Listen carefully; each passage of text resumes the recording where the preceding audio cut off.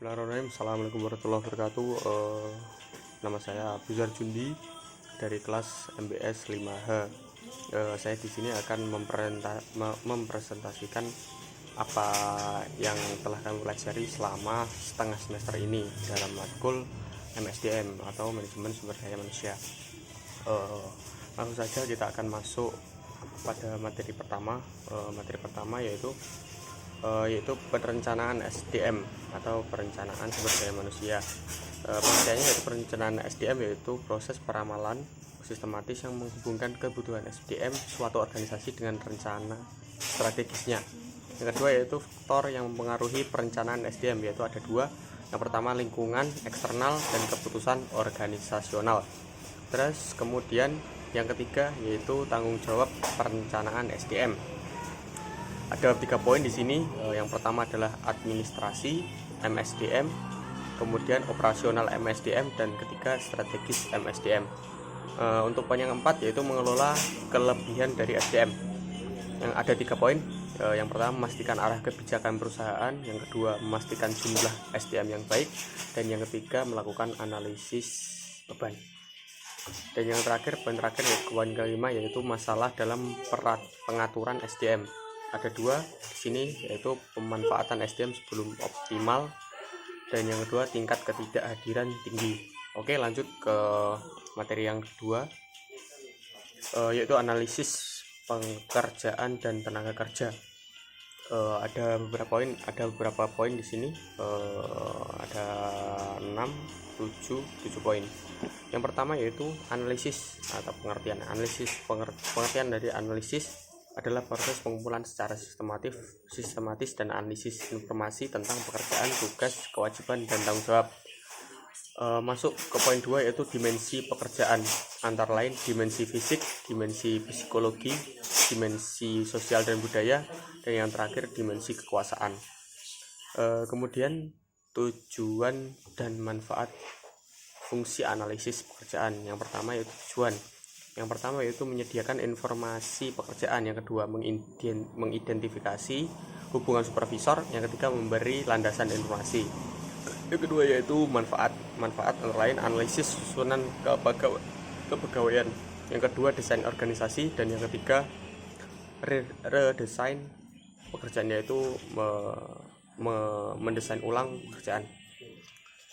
Yang ketiga yaitu fungsi, antara lain perencanaan tenaga kerja, yang kedua rekrutmen, dan yang ketiga orientasi dan pelatihan. Nah, masuk ke poin D atau 4 yaitu jenis, prinsip, dan metode. Yang pertama jenis, antara lain analisis pekerjaan tradisional, yang kedua analisis pekerjaan berorientasi pada hasil. Yang kedua poin kedua yaitu prinsip. Prinsip ini ada 3 yaitu analisis kerja dengan fakta, analisis pada jawaban, dan yang terakhir analisis kerja yang tepat. Masuk pada poin 3 yaitu metode, antara lain metode observasi, wawancara, dan penggunaan kuesioner. Masuk ke poin 5 atau E, teknik pengumpulan informasi, antara lain wawancara, daftar pertanyaan, dan pengamatan. Masuk ke poin F yaitu tahap analisis pekerjaan. Yang pertama menentukan maksud pelaksanaan, yang kedua identifikasi kerja, dan yang ketiga penjelasan proses. Masuk ke poin G atau poin yang terakhir yaitu aspek analisis kerja, antara lain ada 3 di sini: output, aktivitas, dan kompetensi. Masuk ke bab 3 ya. Bab 3 yaitu desain pekerjaan. Desain pekerjaan adalah suatu alat untuk memotivasi dan memberi tantangan pada karyawan. Yang kedua job description atau job desk adalah produk yang pertama dan langsung dari proses analisis kerja. Masuk ke poin 3 yaitu manfaat, kelebihan, dan kekurangan job desk. Manfaat antara lain mengoptimalkan peran, memimpin kinerja bagi pemimpin, dan untuk pedoman bagi pemegang jabatan. Kelebihannya yaitu memotivasi karyawan, membantu evaluasi perusahaan, dan alokasi sumber daya manusia. Kekurangannya antara lain sulit dilaksanakan jika ada rangkap jabatan, kemudian sulit dalam mencari karyawan, dan berat pada tanggung jawab.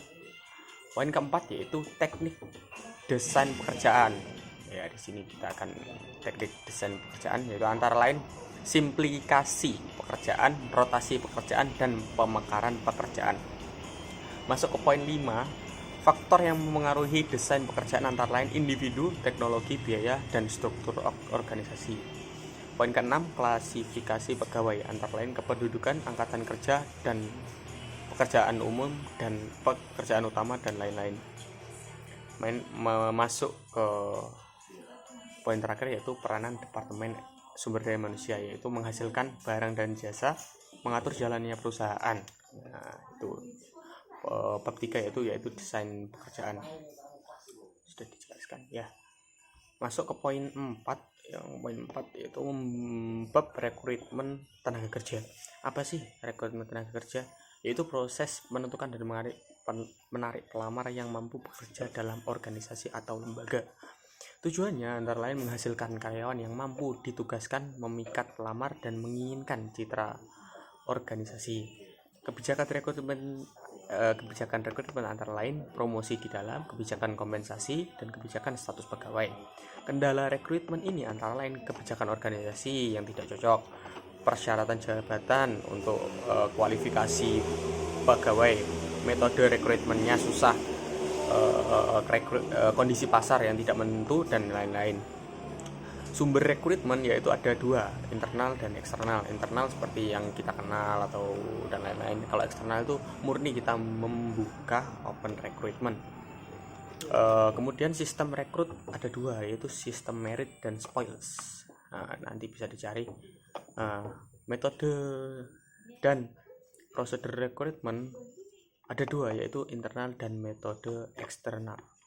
Poin terakhir adalah proses rekrutmen kerja, antara lain identifikasi jawaban, mencari informasi pekerjaan, dan memberitahu sumber kandidat yang tepat. Itu bab 4, yaitu tentang rekrutmen tenaga kerja. Masuk ke bab 5, yaitu seleksi.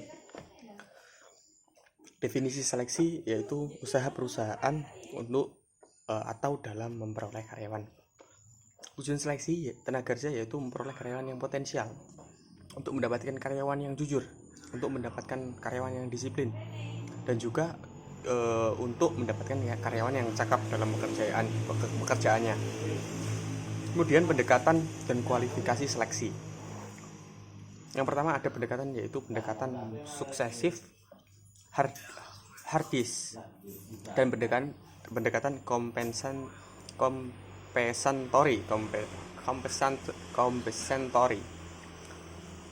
Yang kedua ada kualifikasi seleksi, yaitu keahlian, pengalaman, usia, jenis kelamin, pendidikan, dan kalau kita sebut tampang berarti penampilan dan lain-lain. Poin keempat adalah faktor seleksi, antara lain umur, jenis kelamin, kesehatan, dan tubuh. Yang kelima poinnya adalah tahapan seleksi wawancara, pengujian seleksi, wawancara ketenaga kerjaan, evaluasi medis, dan surat angkatan. Kemudian poin keenam yaitu metode seleksi tenaga kerja yang dibagi menjadi 2, yaitu ilmiah dan non ilmiah. Poin terakhir adalah masalah dan keterbatasan seleksi, yaitu tolak ukur, penyeleksi, dan pelamar. Nah, seperti itu jadi proses seleksi yang dilakukan di bab 5 ya. Kita masuk ke bab 6, yaitu orientasi dan penempatan. Penempatan merupakan proses pengisian jabatan yang berbeda dari jabatan sebelumnya. Jadi misalkan saya menjadi dulu sebagai sekretaris, namun saya lebih kompeten ke manajer. Nah, sama oleh presiden atau direktur saya dipindah tugaskan ke bagian manajer. Nah, seperti itu, dari jabatan satu ke jabatan yang lain, jadi berpindah. Kemudian kendala dalam orientasi dan penempatan adalah adanya uraian jabatan, adanya kebijakan penempatan, dan adanya kecakapan karyawan. Jadi misalnya karyawan tidak cakap, nanti ya bisa diturunkan grade-nya gitu, seperti itu. Yang kemudian yaitu pengertian orientasi itu sendiri, yaitu sikap dan tingkah laku karyawan dan sistem untuk mengacu bekerja. Manfaat program ini atau program orientasi yaitu ada 2, yaitu jangka pendek dan jangka panjang. Poin terakhir adalah muatan program orientasi antara lain masalah organisasional, pengenalan staf, dan yang terakhir tunjangan karyawan dan tugas-tugas jabatan. Terima kasih, saya Abdullah Bundi undur diri. Wassalamualaikum warahmatullahi wabarakatuh.